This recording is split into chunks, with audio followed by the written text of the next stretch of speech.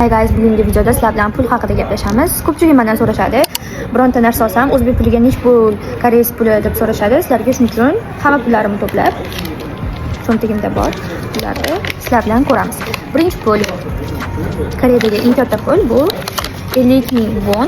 50,000 won o'zbek so'miga 443,367 so'm bo'ladi hozirgi kursda. Dollarga bo'lsa 34,13 dollar. Teng. Shunaqa. İkinci pulimiz 1000 won. 1000 won bu o'zbek puliga 8867 so'mga teng. Mana bunaqa. Dollarda esa 0,68. Ya'ni 1 dollardan ozgina kichik. Yana bitta pulimiz ham bor. U 5000 won. Hozir oldimda yo'qligi uchun ko'rsatmayman, rasmini ko'rsataman.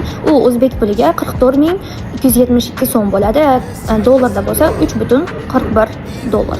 Mana bu 10,000 won. 10,000 won o'zbek puliga 88,544 so'mga teng.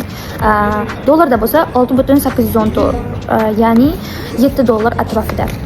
Agar sizga Koreyadagi qiziqarli ma'lumotlar qiziq bo'lsa, menga obuna bo'lishni unutmang.